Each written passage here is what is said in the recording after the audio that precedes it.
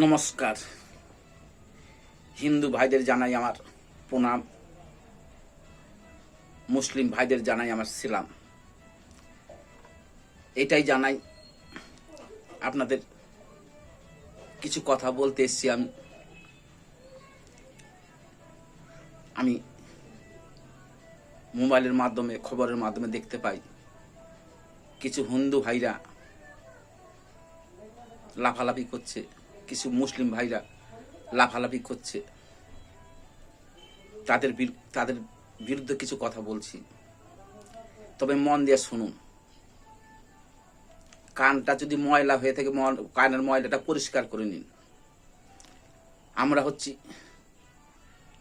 ভারতবাসী, আমরা হিন্দু মুসলমান, ভারত মায়ের সন্তান।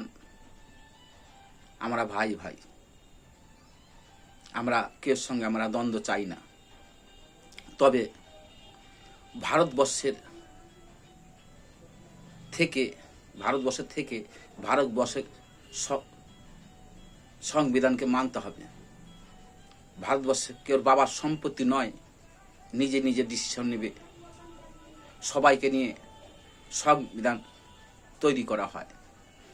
তাই কিছু কিছু হিন্দু ভাইরা এই নিয়ে তুলফাল করছে, বাজার গরম করছে। সেই সব হিন্দু ভাইদের বলি, ভারতবর্ষ থেকে সংবিধান যদি না মানবে, ভারতবর্ষে তোমাদের থান নাই।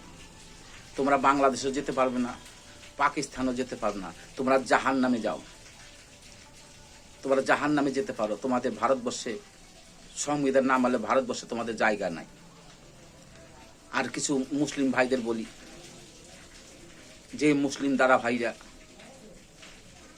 ভারতবর্ষের সংবিধান মানেন, সংবিধানকে সম্মান করেন, তাদেরও আমি সম্মান করি। এবং আপনারা সসম্মানে ভারতবর্ষে থাকবেন। আর কিছু কিছু মুসলিম ভাইরা আছে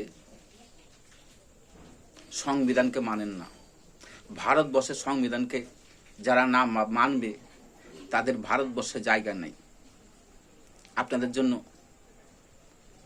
পাকিস্তান বর্ডার খোলা আছে, বাংলাদেশের বর্ডার খোলা আছে, আপনারা যেতে পারেন। ভারতবর্ষে আপনাদের জায়গা নেই। যদি বাড়াবাড়ি করেন, এর বিপরীতে খুব ভয়ঙ্কর হবে। উল্টাপাল্টা করবেন না। ভারতবর্ষে থাকতে হলে ভারতবর্ষের সংবিধানকে মানতে হবে। তাই বাজার গরম করবেন না, দ্বন্দ্ব লাগাবেন না। ভারতবর্ষের সংবিধানকে মেনে চলতে হবে ভারতবর্ষে থাকতে হলে, এইটাই রায়। তা যাই হোক, আমি আর বেশি কিছু বলবো না। জয় হিন্দ, বন্দে মাতরম। জয় হিন্দ, বন্দে মাতরম। জয় হিন্দ, বন্দে মাতরম।